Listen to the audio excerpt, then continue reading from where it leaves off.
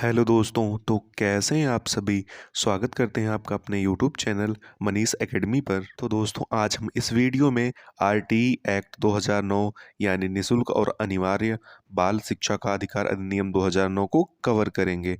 यह topic CTET हो, JEE हो, सुपर टेट हो या सभी टीचिंग एग्जाम्स के लिए बहुत ही महत्वपूर्ण है। पहले हम इस वीडियो में थ्योरी पार्ट को कवर करेंगे और लास्ट में 15-16 प्रश्न भी इसी टॉपिक के सॉल्व करेंगे, तो अंत तक जरूर बने रहिएगा। और शुरू करने से पहले आप सभी भाई बहन जो नए हो, आपके अपने यूट्यूब चैनल मनीष एकेडमी को ज़्यादा से ज़्यादा लाइक, शेयर और सब्सक्राइब जरूर कर दें, ताकि आने वाली वीडियो आपको मिलती रहे और आपकी बेहतर तैयारी जारी रह सके। साथ ही साथ जो भाई बहन नए हो, प्लेलिस्ट में जाकर पुरानी वीडियो जरूर देखें, आपके लिए बहुत इंपॉर्टेंट है। तो चलिए शुरू करते हैं।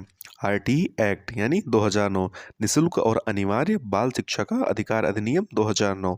चलिए इसे पॉइंट वाइज देखते चलते हैं। इसमें दिया गया है, भारत में 6 से 14 वर्ष के प्रत्येक बच्चों को निःशुल्क और अनिवार्य शिक्षा प्रदान करने के लिए शिक्षा का अधिकार अधिनियम 2009 यानी आरटीई एक्ट 2009 लागू किया गया है। यानी कि 6 से 14 वर्ष के बच्चों को निःशुल्क और अनिवार्य शिक्षा देने के लिए यह अधिनियम लाया गया था। तो चलिए आगे बढ़ते हैं। अगला पॉइंट दिया गया है, लोकसभा द्वारा 4 अगस्त 2009 को right of children to free and compulsory education act bill पारित किया गया। यानी यह बिल 4 अगस्त 2009 को पारित किया गया था। अगला पॉइंट दिया गया है, इस अधिनियम के अनुच्छेद 21A के अंतर्गत बच्चों को निःशुल्क व अनिवार्य शिक्षा का प्रावधान है। यह पूरे देश में 1 अप्रैल 2010 को लागू किया गया है और यह डेट जरूर याद रखिए दोस्तों।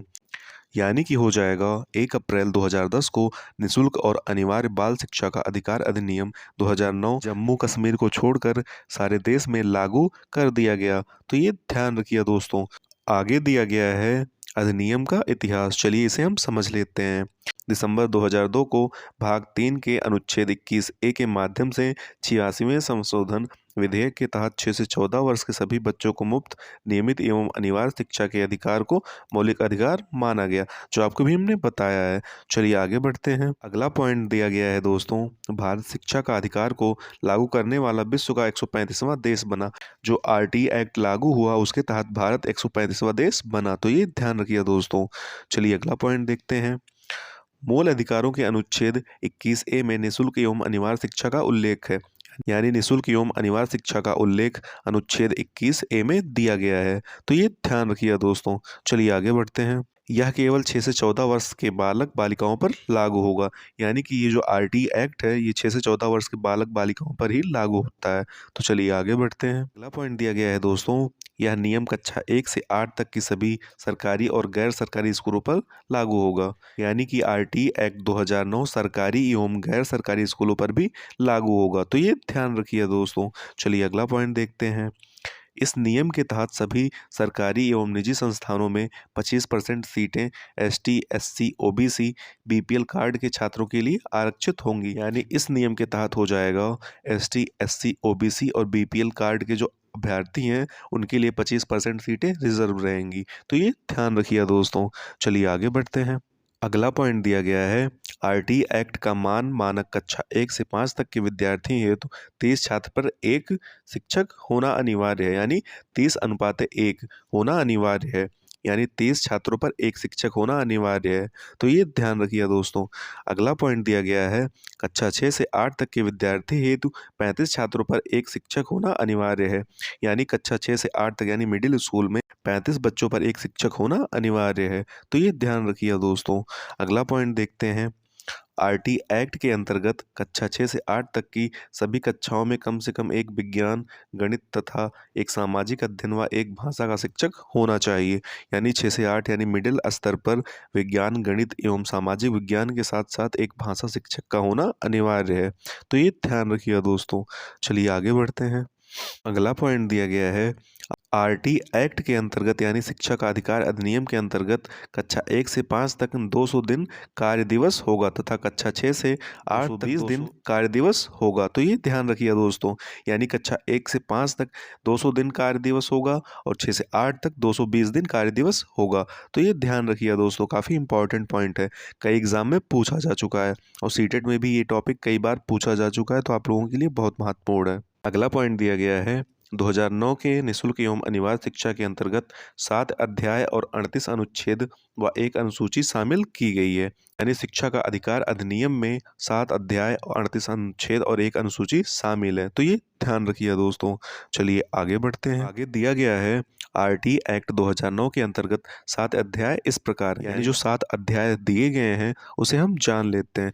जिसमें अध्याय 1 में प्रस्तावना दिया गया है, और अध्याय 2 में निःशुल्क एवं अनिवार्य शिक्षा अधिकार है, और अध्याय 3 में केंद्र, राज्य, स्थानीय सरकार और अभिभावकों का दायित्व दिया गया है, और अध्याय 4 में स्कूल और शिक्षकों का दायित्व है, और अध्याय 5 देख लेते हैं प्रारंभिक शिक्षा के पाठ्यक्रम को पूरा किया जाना, और अध्याय 6 में दिया गया है बाल अधिकारों का संरक्षण, और अध्याय 7 में दिया गया है अन्य प्रासंगिक बातें। तो ये भी ध्यान रखिएगा दोस्तों। चलिए आगे देखते हैं महत्वपूर्ण धाराएं, यानी कुछ महत्वपूर्ण धाराएं भी दी गई हैं, उसे हम जान लेते हैं। इसमें दिया गया है धारा 3 के अंतर्गत निःशुल्क और अनिवार्य शिक्षा का अधिकार है, यानी कि निःशुल्क व अनिवार्य बाल शिक्षा का अधिकार 6 से 14 वर्ष तक की आयु के बच्चों को पहली से 8वीं कक्षा तक का प्रावधान। चलिए आगे बढ़ते हैं।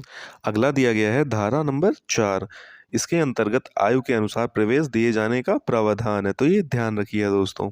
और अगला दिया गया है धारा 5, अन्य विद्यालय में स्थानांतरण का अधिकार देती है, यानी कि यह धारा बालकों को अन्य विद्यालय में स्थानांतरण का अधिकार देता है। चलिए आगे बढ़ते हैं। धारा 12 दिया गया है दुर्बल एवं अलाभित समूह के लिए नज़दीकी निजी विद्यालयों में 25% का आरक्षण दिया जाएगा, यानी कि आरटी 2009 के अनुसार प्राइवेट या निजी स्कूलों में 25% सीटें गरीब विद्यार्थियों के लिए आरक्षित होती हैं। इसी में धारा 13 भी सुन लीजिए, जिसमें दिया नहीं गया है प्रति व्यक्ति फीस लेने पर शुल्क या जुर्माना देना होगा। पॉइंट और ध्यान रखिए दोस्तों। धारा नंबर 14, किसी बालक के एज प्रूफ ना होने की स्थिति में विद्यालय में प्रवेश लेने से इनकार नहीं किया जा सकता, यानी कोई आईडी प्रूफ अगर बच्चे के पास नहीं है तो आप उसका एडमिशन लेंगे। अगला दिया गया है धारा 17, यानी बालक के शारीरिक दंड और मानसिक उत्पीड़न का प्रतिरोध, यानी कि बच्चों को शारीरिक दंड, फिजिकल पनिशमेंट देने और प्रताड़ित करना मना है। आप बच्चों को मार नहीं सकते। और अगला पॉइंट दिया गया है धारा 21। इसके अंतर्गत प्रत्येक विद्यालय में प्रबंधन समिति यानी एसएमसी होना अनिवार्य है। तो ये ध्यान रखिए दोस्तों। चलिए आगे बढ़ते हैं। धारा 25 दिया गया है छात्र शिक्षक अनुपात, यानी प्राथमिक स्तर पर 30 बच्चों पर एक शिक्षक होना चाहिए। चलिए आगे बढ़ते हैं। आगे धारा नंबर 27 दिया गया है शिक्षकों को किसी गैर शैक्षिक परियोजना के लिए अभियोजित नहीं किया जाएगा, जनगणना, आपदा राहत, चुनावी प्रक्रिया के अलावा, यानी कि आरटी 2009 के अनुसार शिक्षक को गैर शैक्षणिक कार्यों में नहीं लगाया जा सकता, जनगणना, चुनाव, आपदा प्रबंध को छोड़कर। तो ये ध्यान रखिए दोस्तों। चलिए आगे बढ़ते हैं। धारा 28 दिया गया है प्राइवेट ट्यूशन का शिक्षण नहीं करेगा। तो ये ध्यान रखिए दोस्तों। चलिए आगे बढ़ते हैं और शिक्षक के कार्य दिवस देख लेते हैं। शिक्षक का कार्य दिवस दिया गया है दोस्तों, जिसमें कक्षा 1 से 5 तक देख लेते हैं। प्राथमिक स्तर पर 200 कार्य दिवस होना चाहिए, यानी कक्षा 1 से 5 तक के लिए 200 कार्य दिवस होना चाहिए। और अगला दिया गया है कक्षा 1 से 5 प्राथमिक स्तर पर 800 शैक्षणिक घंटे, यानी जब प्राइमरी लेवल पर घंटों की बात हो तो 800 शैक्षणिक घंटे होने चाहिए।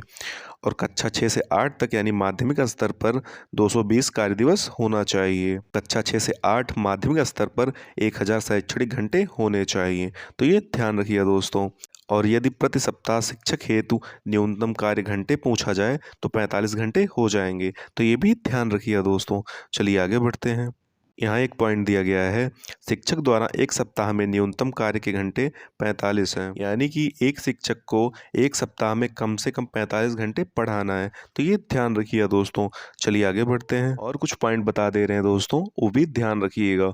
आरटी 2009 के अनुसार प्राथमिक स्तर पर छात्र एवं शिक्षक का अनुपात 30:1 होता है, और कक्षा 1 से 5 तक के बालकों के घर से विद्यालय की दूरी 1 किलोमीटर होनी चाहिए। तो ये भी ध्यान रखिए दोस्तों।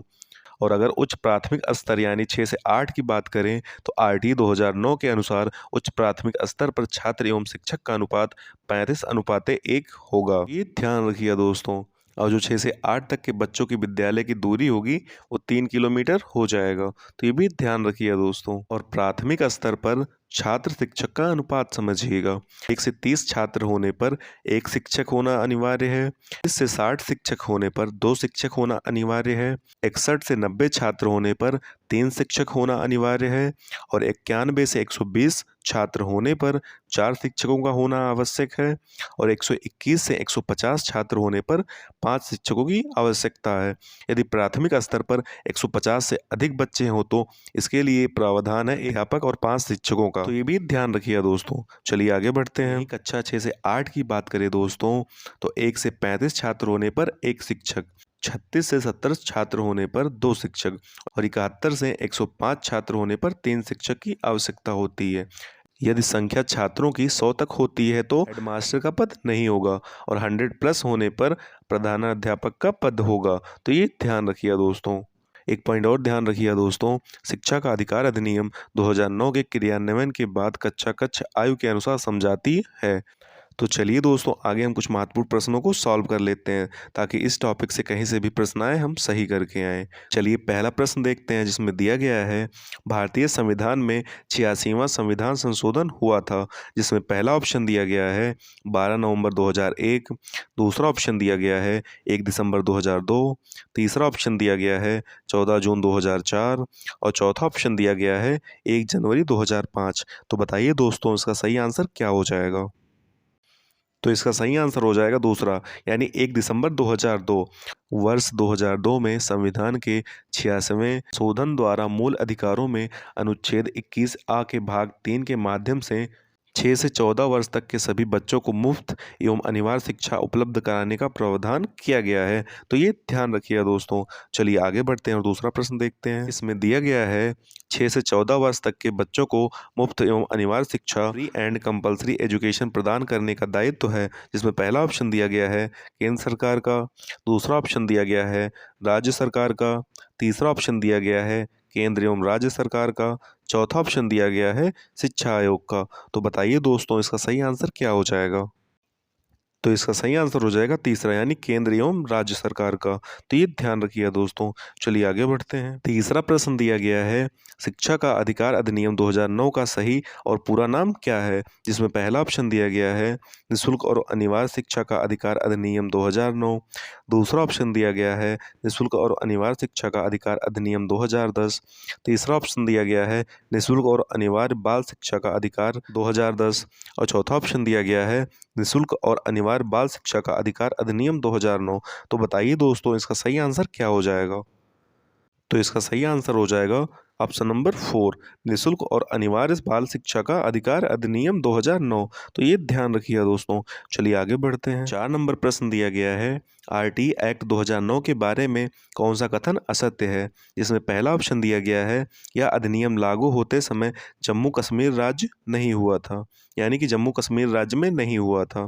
दूसरा ऑप्शन दिया गया है यह अधिनियम राष्ट्रीय ज्ञान आयोग की सिफारिश पर लाया गया था। और तीसरा ऑप्शन दिया गया है इस अधिनियम में छात्रों के अधिकारों के साथ साथ शिक्षकों, अभिभावकों और सरकार के दायित्व भी निर्धारित किए गए। और चौथा ऑप्शन दिया गया है यह अधिनियम 6 से 18 वर्ष तक के बच्चों के लिए निःशुल्क शिक्षा का प्रावधान करता है। तो बताइए दोस्तों, इसका सही आंसर क्या हो जाएगा? तो इसका सही आंसर हो जाएगा ऑप्शन नंबर 4, यह अधिनियम 6 से 18 नहीं 6 से 14 वर्ष तक के बच्चों के लिए निःशुल्क शिक्षा का प्रावधान करता है। तो ये ध्यान रखिएगा दोस्तों। चलिए आगे बढ़ते हैं।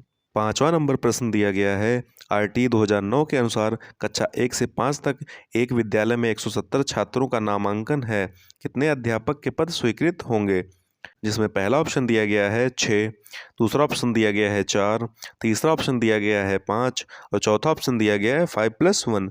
तो बताइए दोस्तों, इसका सही आंसर क्या हो जाएगा? तो इसका सही आंसर हो जाएगा ऑप्शन नंबर 4, 5+1। आपको बताया गया था दोस्तों, यदि प्राथमिक स्तर पर 150 से अधिक बच्चे हों तो इसके लिए प्रावधान है एक प्रधानाध्यापक और 5 शिक्षक का। तो ये ध्यान रखिएगा दोस्तों। चलिए आगे बढ़ते हैं। 8वां प्रश्न दिया गया है राजस्थान राज्य में आरटी 2009 पूर्ण रूप से कब लागू हुआ था, जिसमें पहला ऑप्शन दिया गया है 1 अप्रैल 2010, दूसरा ऑप्शन दिया गया है 1 अप्रैल 2009, तीसरा ऑप्शन दिया गया है 29 मार्च 2010 और चौथा ऑप्शन दिया गया है 29 मार्च 201 नहीं 2011 हो जाएगा, यहाँ एक कर लीजिएगा, 29 मार्च 2011। तो बताइए दोस्तों, इसका सही आंसर क्या हो जाएगा? तो इसका सही आंसर हो जाएगा चौथा यानी 29 मार्च 2011। यानी राजस्थान राज्य में आरटी पूर्ण रूप से 29 मार्च 2011 को लागू हुआ था। तो ये ध्यान रखिए दोस्तों। चलिए आगे बढ़ते हैं। 7 नंबर प्रश्न दिया गया है, निःशुल्क एवं अनिवार्य शिक्षा का बालक का अधिकार 2009 के अंतर्गत किसी भी अध्यापक को निम्न में से इस कार्य के लिए नहीं लगाया जा सकता। जिसमें पहला ऑप्शन दिया गया है चुनावी संबंधी कार्य में, बी ऑप्शन दिया गया है आपदा राहत कार्य में, सी ऑप्शन दिया गया है 10 वर्ष पश्चात होने वाली जनगणना में, डी ऑप्शन दिया गया है पल्स पोलियो कार्यक्रम में। तो बताइए दोस्तों इसका सही आंसर क्या हो जाएगा। तो इसका सही आंसर हो जाएगा दोस्तों option number D, pulse polio कार्यक्रम में। आपको बताया गया था धारा 27 के अंतर्गत आरटी 2009 के अनुसार शिक्षकों को गैर शैक्षणिक कार्यों में नहीं लगाया जा सकता, जनगणना, चुनाव, आपदा प्रबंधन को छोड़कर। तो ये ध्यान रखिएगा दोस्तों। चलिए आगे बढ़ते हैं। 8 नंबर प्रश्न दिया गया है, आरटी एक्ट 2009 भारत में कब लागू हुआ। जिसमें ए ऑप्शन दिया गया है 1 अप्रैल 2009, बी ऑप्शन दिया गया है 1 अप्रैल 2010, सी ऑप्शन दिया गया है 1 अप्रैल 2011, डी ऑप्शन दिया गया है 1 अप्रैल 2012। तो बताइए दोस्तों इसका सही आंसर क्या हो जाएगा। तो इसका सही आंसर हो जाएगा 1 अप्रैल 2010। तो ये ध्यान रखिए दोस्तों, काफ़ी लोग गलत हो जाते हैं कंफ्यूज होके कि आरटी एक्ट 2009 है तो वही 2009 लगा के चले आते हैं। तो ये ध्यान रखिए दोस्तों, आपको गलत नहीं करना है।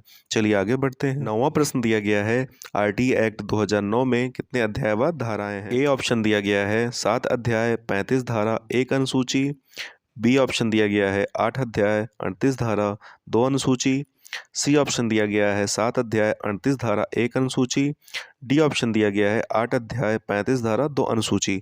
तो बताइए दोस्तों इसका सही आंसर क्या हो जाएगा।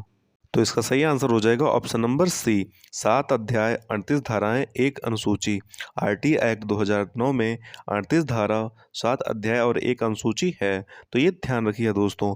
चलिए आगे बढ़ते हैं। 10 नंबर प्रश्न दिया गया है, भारत में निःशुल्क एवं अनिवार्य शिक्षा की मांग सर्वप्रथम किसने की। इसमें ए ऑप्शन दिया गया है महात्मा गांधी, बी ऑप्शन दिया गया है बाल गंगाधर तिलक, सी ऑप्शन दिया गया है दादा भाई नौरोजी और डी ऑप्शन दिया गया है गोपाल कृष्ण गोखले। तो बताइए दोस्तों इसका सही आंसर क्या हो जाएगा।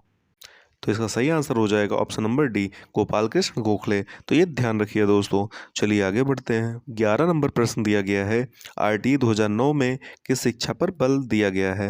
इसमें ए ऑप्शन दिया गया है प्रगतिशील शिक्षा, बी ऑप्शन दिया गया है प्रायोजित शिक्षा, सी ऑप्शन दिया गया है समावेशी शिक्षा, डी ऑप्शन दिया गया है उक्त सभी। तो बताइए दोस्तों इसका सही आंसर क्या हो जाएगा। तो इसका सही आंसर हो जाएगा ऑप्शन नंबर सी, समावेशी शिक्षा। तो ये ध्यान रखिए दोस्तों। चलिए आगे बढ़ते हैं। 12 नंबर प्रश्न दिया गया है, आरटी 2009 में कौन सा प्रावधान नहीं है। जिसमें ए ऑप्शन दिया गया है 6 से 14 वर्ष की शिक्षा, बी ऑप्शन दिया गया है अध्यापक विद्यार्थी अनुपात यानी 1:25, सी ऑप्शन दिया गया है निजी विद्यालय में कमजोर वर्ग के बालकों को सीटों में 25% का आरक्षण, डी ऑप्शन दिया गया है विद्यालय पूर्व शिक्षा पर बल। तो बताइए दोस्तों इसका सही आंसर क्या हो जाएगा। तो इसका सही आंसर हो जाएगा ऑप्शन नंबर बी यानी अध्यापक विद्यार्थी अनुपात 1:25। आरटी 2009 के अनुसार प्राथमिक स्तर पर छात्र एवं शिक्षक का अनुपात 30:1 होता है, जो आपको बताया गया है दोस्तों। और प्राथमिक स्तर पर न्यूनतम शैक्षणिक घंटे व कार्य दिवस की बात करें दोस्तों तो 800 घंटे और 200 दिन हो जाएंगे। और एक शिक्षक न्यूनतम प्रत्येक सप्ताह 45 घंटे कार्य करेगा।